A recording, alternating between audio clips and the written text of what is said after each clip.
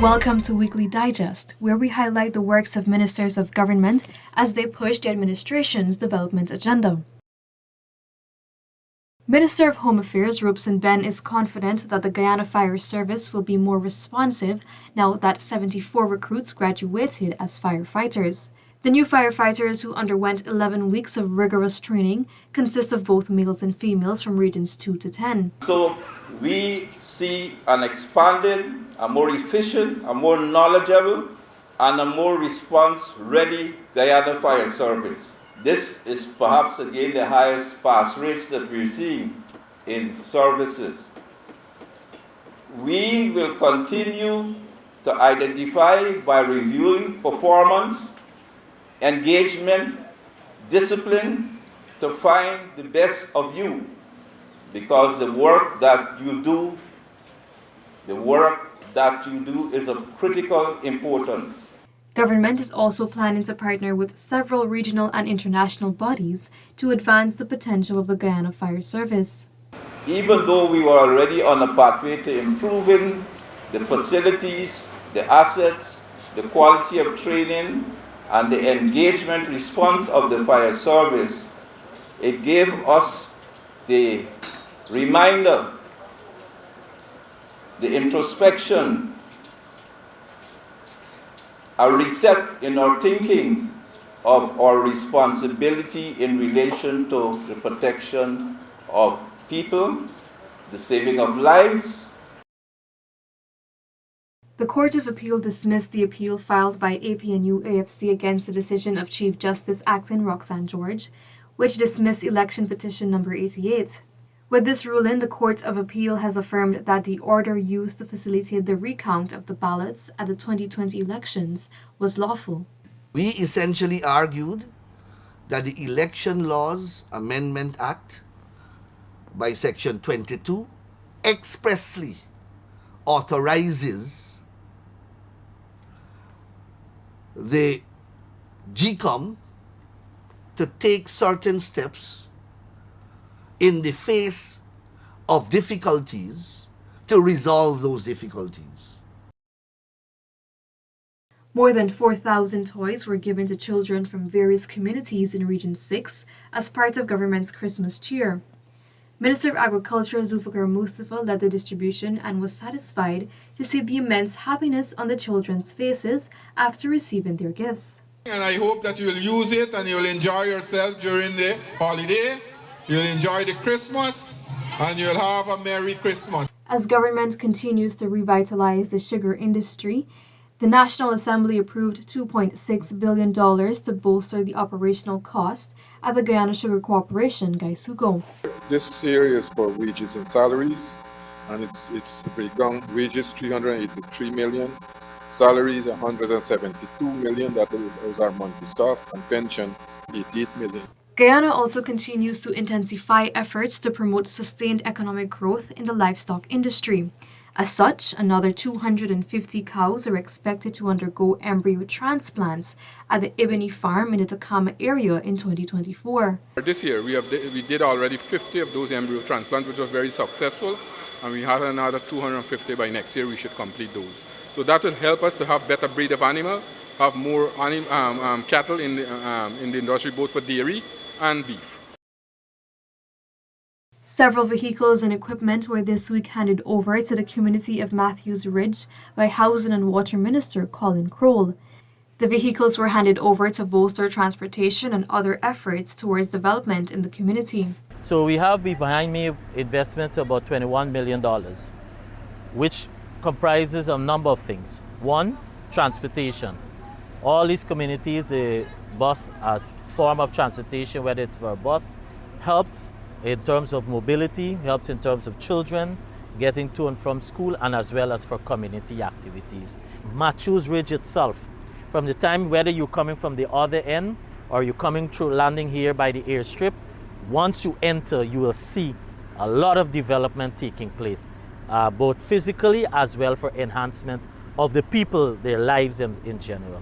Minister Colin Crowell also reaffirmed government's commitment of enhancing water service by 2025, noting that a significant investment is being made to ensure Guyanese have access to treated water on a 24-hour basis. There are two things we're trying to satisfy mainly. One, to ensure that persons are able to get 24 hours water to the households. Two, to ensure that the water that is coming to the household, it's treated. And that's what all of this investment that you see here. $31,730,000 was approved by the Parliamentary Committee of Supply on Tuesday towards the provision of new furniture and equipment for Zealot and Arthurville primary schools in Region 3. While we were able to use back some of the furniture, in the process we had to replace some, as well as put in for the first time something the school has never had: furniture for the TVET labs, the computer labs, and all the other facilities that are currently in that really nicely appointed school. Guyana's health sector will continue to see massive expansion with the injection of $3.6 billion, which was approved by the National Assembly. This sum will help in the expansion of modern healthcare infrastructure throughout Guyana, primarily the construction of a modern hospital complex at New Amsterdam. So the $3 billion that we're requesting is for a very specific thing. And that is, we have recently signed a contract with VAMED to build a New Amsterdam hospital. And as per contract, the government's obligation is that we have to advance 10% to the company. And this $3 billion reflects that 10% that would be advanced to the company. Households in the village of Ishalton in Deep South Rupununi, Region 9, will have access to electricity in time for Christmas, as government rolls out its solar photovoltaic systems distribution in the area. We are very pleased as a government. In fact, Dr. Irfan Ali is very pleased that having returned back the PDP Civic to office, we are now completing this program where every single family will receive a solar panel, and it will be, the beneficiaries will come from the Amerindian villages, remote communities, riverine communities, and of course, those communities that do not have electricity. Additionally, more than $18 million in projects has been commissioned in Ishalton. Minister Sukai officially opened a $9 million guest house, a $1.8 million conference hall and benab, and $3 million catering and village kitchen, among other major developmental projects. Prime Minister Brigadier Retired Mark Phillips brought Christmas cheer to a number of communities on Wednesday through several toy and hamper distribution exercises.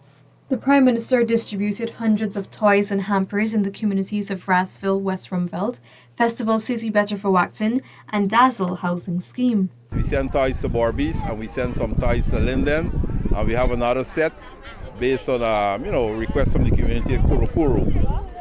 And if we put our hands on some more toys, you better believe it, Christmas Day we'll be distributing toys again. We are all looking forward to all of our children being able to spend a good Christmas, whether it is here in Sophia, on the East Bank, on the East Coast. We want all our children to enjoy Christmas. So I'm happy that we can do this and we can be able to help our children enjoy the Christmas festivity and this Christmas season.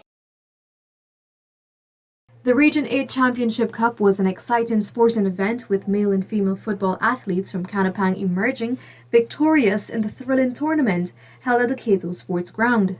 The Ministry of Amerindian Affairs' first ever sponsored tournament, with support from the Office of the Vice President, drew sports enthusiasts from across the region. The Ministry of Amerindian Affairs continues to promote sports among the hinterland and the interior locations, the communities, in the riverine communities and so on. We continue to support this great initiative that is very beneficial for the development and growth of young people.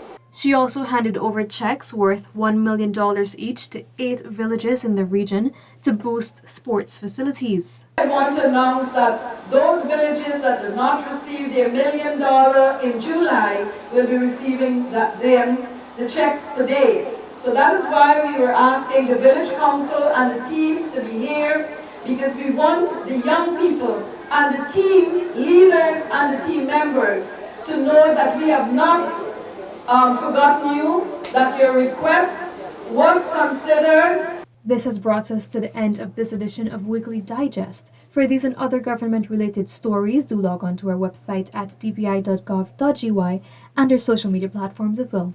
Goodbye.